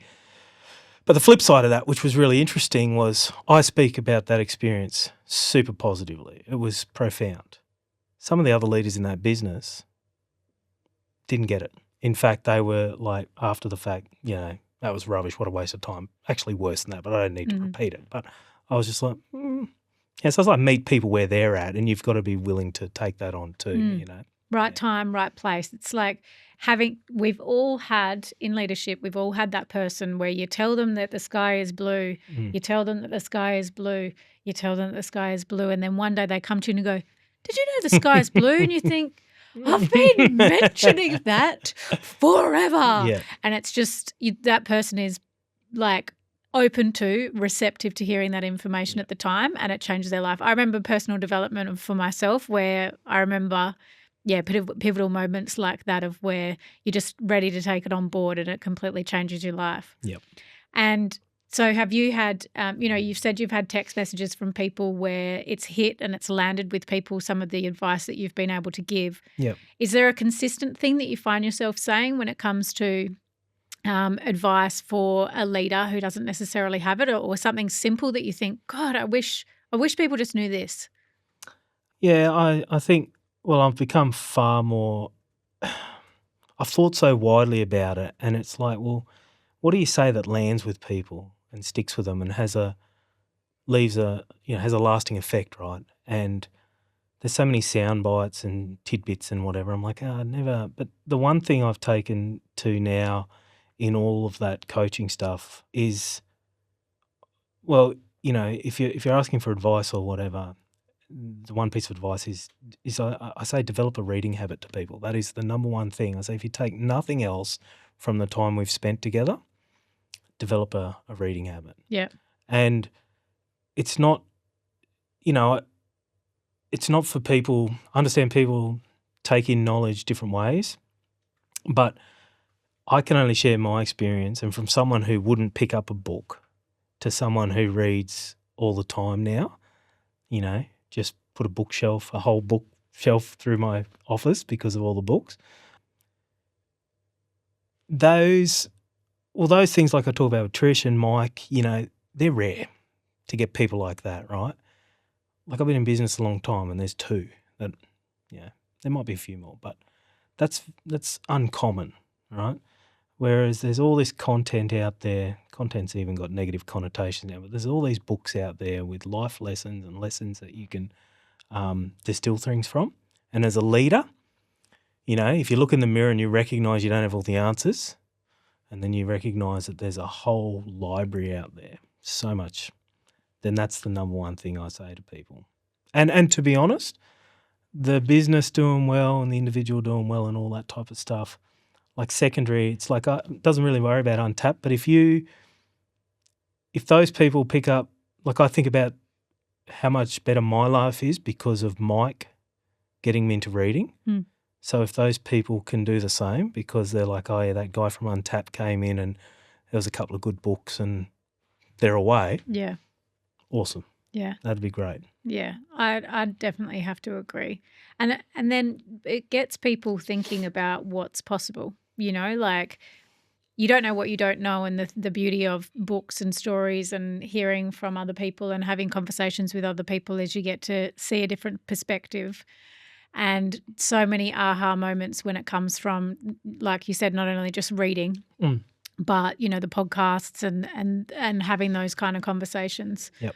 What's your vision for, I don't know why it's coming in at the moment, but I'm just thinking of this young, 23-year-old who's coming into the industry.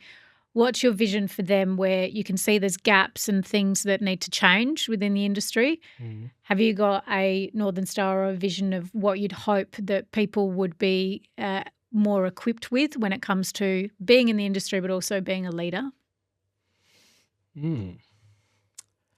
Well, we've just had 2 undergrads accept roles with us, and they're starting next month, which is super exciting for Untapped. When I was, in Rio, one of the things that I enjoyed probably more than anything was employing graduates and having that opportunity to develop them, right? So the fact now that Untapped is in a position where we can provide those same opportunities is fantastic. I guess what I'm interested in, the last 10 years Untapped hasn't been able to do that, right? We just didn't have surplus funds to employ the next generation. So I'm interested to see what diversity of thought they bring, what the world is now. I mean, the challenges I think for uni and school students in the last 5 years with COVID and everything, like it's a tough time.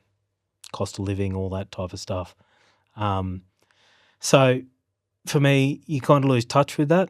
So be able to spend some time with them around that.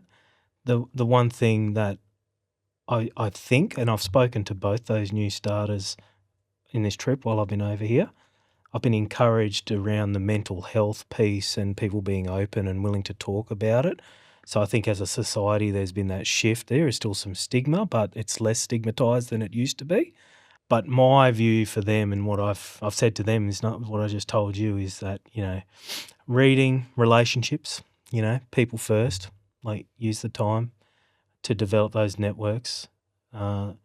Untapped has never bid for any work. It's all been referral, which I'm really proud of. And people tell other people about us because of what we do. Mm-hmm. But those initial jobs came from people we'd known and worked with previously. So I guess for the 23-year-olds, those type of people, you know, you've got so much more awareness of what's going on in the world. I don't watch the news. I choose not to. But there's so much going on. It's how you can process all that without getting distracted. But I think because of that, people are more informed. They're more open.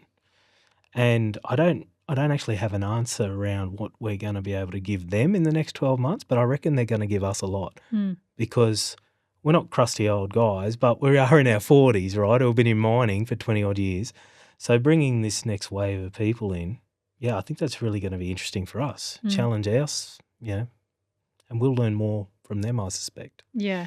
And it's just about being given that one opportunity. And so these young crew have hit the jackpot in essence, where they're going to be entering into a company that has their future at heart. Like you said, the most important thing is understanding your role, how you're going to do your role, and then the future. And when you're having a conversation with the people that you're bringing on board about where you see them, you get excited and you're more inclined to have that diversity of thought and bring to the table your youth and bring to the table the things that haven't been thought of before, because it's an open place. You know your role, you know all these things. Everything else is clear, so then you get to be bigger and better.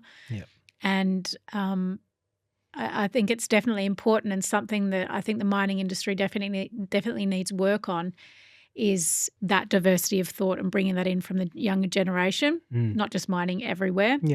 And I have to put my hand up sometimes where you get into a funny little place where you're like, I've learned everything and I can impart the most wisdom, when actually the piece that you needed sometimes can be from somebody who doesn't necessarily have all that experience. Yes. And how exciting is that? Yeah, it's incredible. It's awesome. We got this next generation, and we've said to them, like, consulting's fluid. We've said to them, don't come here for a full-time job long term, right? Come in, learn, mentoring. We're all very free and willing with sharing our experiences. But what's the best for you is to get some exposure to this and then go somewhere else and get some exposure operationally or corporate or whatever, right? Like, that's the learning element. You know, that's the, I didn't really have that growth mindset originally. That was something that came later in life, where it was, I was in a hurry to go up rather than just to learn and keep learning, Yeah. So I think with these new people starting, it's going to be awesome. And this is a tough question, and you might need some time to think about it, but what do you reckon Aaron now would say to Aaron at 8 years old? Would he be proud? Would he be like, oh, it all works out, there's going to be tough times? What is it that you reckon Aaron now would sit and say to 8-year-old Aaron?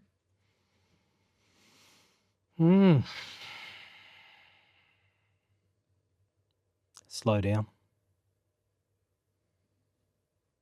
Slow down, I think. It's like always chasing something. I was always in a rush. My neighbour across the road, when we used to live in Paraburdoo, he's probably 10 years older, and he said it to a good mate of mine, but he said, you always seem to be in a rush. And that's always stuck with me. And I was. But, there's these type A people, which I self-identify as, this striver, achiever, and then now it's like, no, you should have enjoyed the journey a bit more, Yeah. I was going to say be kind, but I've always been kind. I think that's just general advice, but slow down. Yeah, I think that's definitely good advice. I can feel even a shift in the last year or so in your business where you're able to slow down because you're able to delegate and give other people, but also how awesome that how you're able to slow down by giving other people opportunity. Mm. It's a pretty cool thing to have your own business and to be able to help companies grow and get better, Mm-hmm. people be safer and healthier, Yeah. mentally better while doing that with your own company. Mm-hmm. And that is why I'm really proud to be aligned with you and that we've been able to create this together and have these kind of conversations. And how cool that because we're chatty McGee and because we connect with each other, it's meant that we're able to bring that together now with the alignment of having it. I want to ask you one more question. Mm-hmm. Probably millions, let's be real. We could keep on going. What made you align with the Resource podcast? What was it that kind of stuck out for you? Was important work. It's you as an individual. You know, when I met you years ago, albeit fleetingly, there was a positive impression. Being on a mine site, you know, dealing in wellness, but being bubbly, the personality, you know, I'm sure not every day you felt like that when you got up, but you wouldn't know that. So, yeah, being able to work with people who have that energy, you know, well, sure, we all work with people with different energy levels, but some people are just takers, right? And you end up leave a conversation and it's like, oof, deflating. And that this is the opposite. I think the other piece is, you know, and we mentioned this we were talking on the phone a few weeks back, but from a financial perspective, you know, I used to have a fixed mindset about wealth and like it was kind of like you keep building your bank balance and then you win the game of life, maybe. I don't know. Fuck knows. Stupid. But then, you know, that book Enough by John Bogle, and then I said to you, well, money comes and goes and time just goes, right? So I'm very aware of time is going and money, you know, untapped is by no means flush, but if I can use that money in a positive way, then it comes back tenfold, right?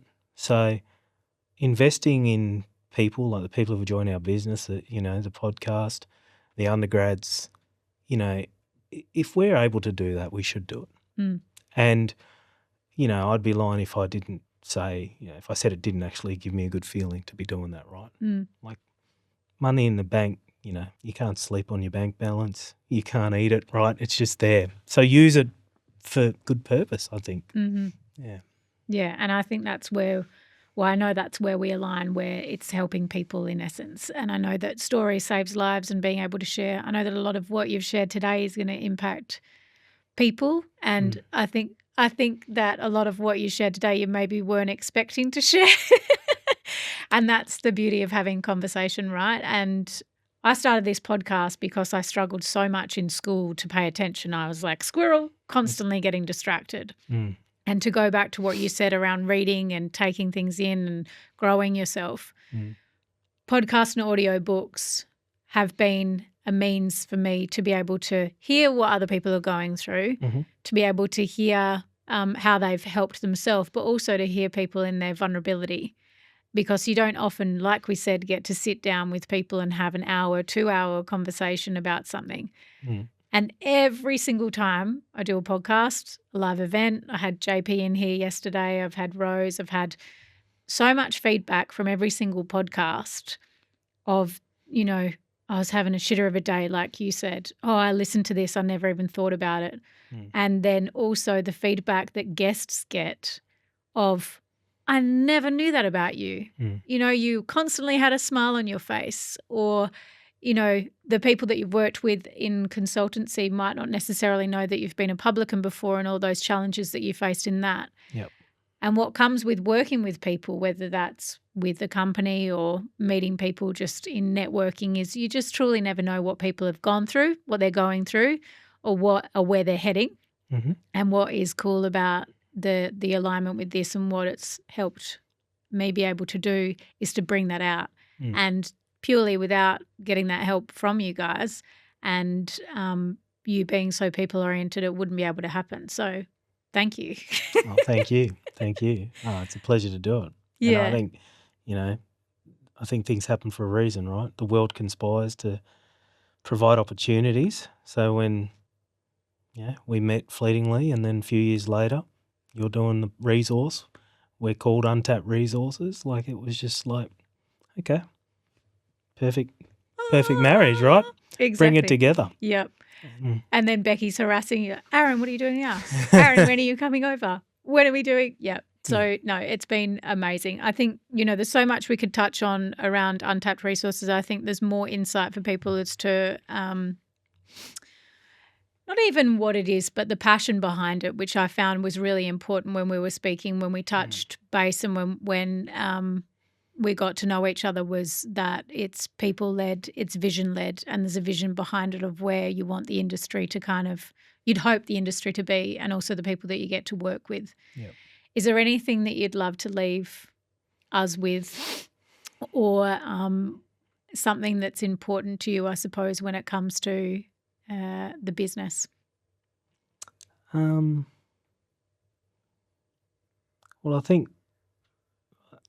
something that's always stuck with me, and it's one of our values at Untapped, so it kind of ties both together, but people go where they are wanted and they stay where they are appreciated. And I heard something like that years ago. It was on the radio, and it wasn't quite that. And then it just stuck in my mind, and I thought about it for a long time before I actually landed on that statement. But that is 100%. People go where they are wanted and they stay where they're appreciated. And it's relatively simple at the end of the day, right? So if you can create an environment where people want to be part of that, and then you value them and appreciate them, then you've got a great platform for whatever it is you want to achieve. So, I'll probably leave on that, What has been really great about the episode that we're finally able to have with Aaron Rigg, our sponsor from Untapped, is truly getting to know someone. You never know what somebody's gone through unless you have the conversation, and where you're never lucky enough to be able to sit down for hours on end and talk to somebody and allow them to share with you who they are and what's shaped them. And so this episode, sitting down with Rig City, Aaron, and getting to know what and who he is behind Untapped Resources and everything that's being provided, it was great to hear about what has shaped him, his experiences and his insights from the many, many, many years of decades of lessons that he's had through deceit, through struggle, and then through also learning the best parts of humanity as well. I hope you enjoy this episode. There's so many nuggets. If you did enjoy it, and I can guarantee that you will love something from it, please share it with somebody who might need to hear exactly what Aaron has to share in their toughest moments. And I would love to see you tomorrow. If you've enjoyed today's episode, you've taken something away, maybe for yourself or somebody else, I would love for you to share, and I'd love to hear from you. We are always keen on having conversations that people want to have and tackling those really hard subjects. So reach out. I'd love to hear from you. Thank you for joining me on the Resource Podcast, where we are making a ripple effect and making massive waves.